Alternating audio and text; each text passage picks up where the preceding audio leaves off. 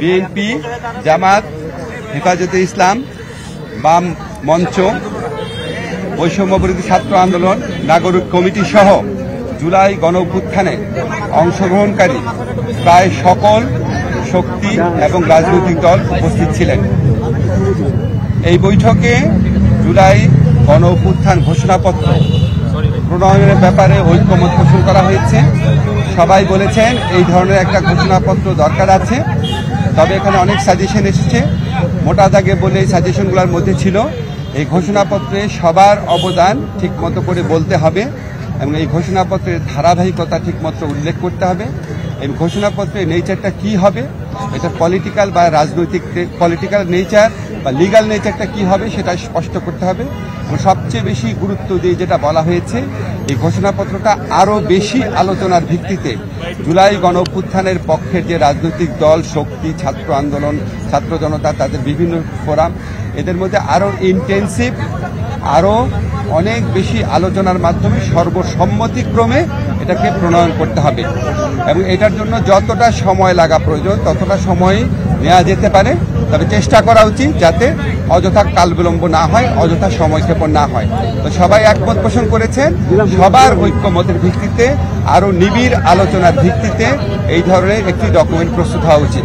আমি সবাই আশাবাদ ব্যক্ত করেছেন যে এই প্রক্রিয়ায় আমরা সফল হতে সক্ষম হব এবং আমাদের জুলাই গণঅভ্যুত্থানকালে যে অটুট জাতীয় ঐক্যের মাধ্যমে আমরা ফ্যাসিস্ট গণহত্যাকারী সরকার শেখ হাসিনা সরকারের পতন ঘটিয়েছি, সেই ঐক্যের একটা ন্যারেটিভ সবাই ঐক্যবদ্ধভাবেই প্রণয়ন করতে পারবো, এই আশাবাদ ব্যক্ত করে আজকে সভা শেষ হয়েছে। সকল রাজনৈতিক দল এবং ছাত্রদের সংগঠন যারা অংশ নিয়েছে এখানে প্রায় সকলেই বলেছেন যে এই ঐক্যমত পোষণ করে সর্বসম্মতিক্রমে একটি ডকুমেন্ট প্রস্তুত করার জন্য যত সময়ই লাগুক সেই সময় যেন নেওয়া হয়, তাড়াহুড়া যেন না করা হয়, আবার অযথা কালক্ষেপণও যেন না করা হয়। কয়েকজন প্রস্তাব করেছেন যে এই লক্ষ্যে সংগঠিতভাবে আলোচনা পরিচালনার জন্য যেন একটা কমিটি গঠন করা হয়, এই ধরনের প্রস্তাব আসছে।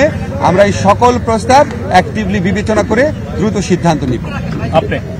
মানে এই ঘোষণাপত্র দিতে গিয়ে রাজনৈতিক দলগুলোর সাথে ঐক্যমত ধরে রাখা যাচ্ছে কিনা, না অনৈক্য সৃষ্টি হচ্ছে বা দূরত্ব তৈরি হচ্ছে কিনা?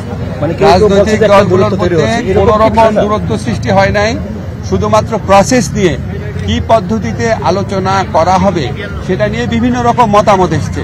বিভিন্ন রকম মতামতকে আমরা স্বাগত জানাই এবং আমরা কোথাও এতে অনৈক্যের সুর দেখি না, বরং আরও সবাই মিলে সমন্বিতভাবে যেন কাজ করা যায়, সবার মতামত যেন সঠিকভাবে প্রতিফলিত হয়, সবাই যেন ফিল করে এই জুলাই গণঅভ্যুত্থান ঘোষণাপত্রের মালিকানা তারও আছে, এটার পক্ষে বিভিন্ন মতামত এসছে।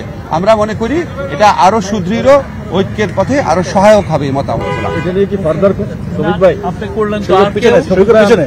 এটা নিয়ে কি ফার্দার আবার আপনারা কোনো আলোচনার আয়োজন করবেন?